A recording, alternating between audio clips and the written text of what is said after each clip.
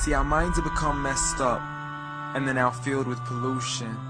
TV screens and magazines, we're beginning to look for a solution. Plastic surgery, diets and pills, but still not seeing any form of improvement. We stacked up all these dollar bills, but still not sure what to do with them. We began to chase women and fornication to the point our girls don't even know whose baby she's carrying. We're so afraid of commitment, but have no problem with damaging. She has your kids now, but you're still not even contemplating the possibility of marrying. See, this is what happens when we neglected Allah's best examples. You called her Mary, we call her Maryam.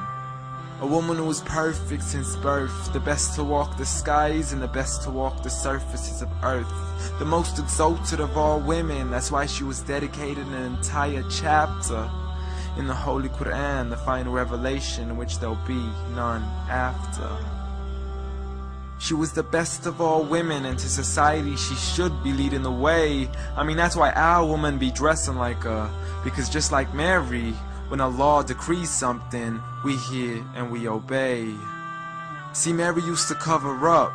Despite everything they used to say, she would hide in hibernation, and to Allah she would pray.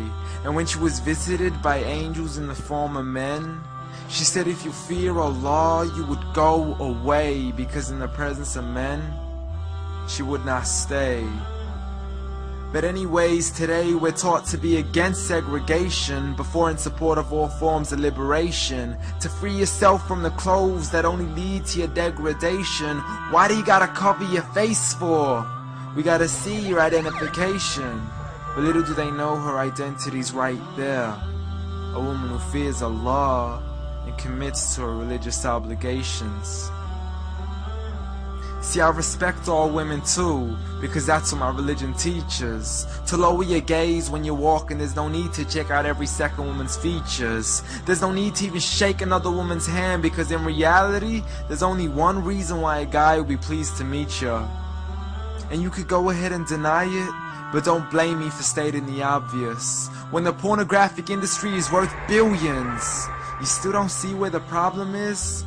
Sex is embedded into society to the point we'll exploit it to merely sell a car. So you can act like this is all new to you, but you know for a fact how innocent we really are.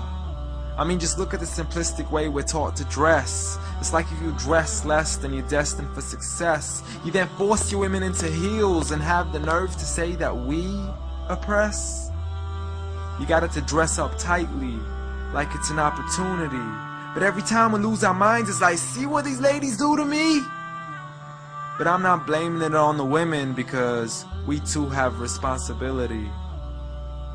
Prophet Muhammad ﷺ said, the best of men is he who is best in his character, and the best of them is he who is best to his lady after he married her. He was the best to his wives. I mean, just take a look at Aisha. He compete with her in races and smile just to make her happier. So when you do marry, do so with the intention of paradise is where you plan to carry her. But before you plan to carry her to the altar, maybe you should alter your decision. Because if the only reason you're marrying her is for the outside, then realize you're going to be locked inside of a prison. For that reason, Prophet Muhammad ﷺ said, marry for 4: beauty, family, status, but most importantly her religion. Because a woman without religion is a woman who could do with a bit of extra wisdom. We're meant to grow old together, mercifully, so we can be protected under Allah's supervision. But relationships are a mess, and there's no guarantees you're gonna be a survivor.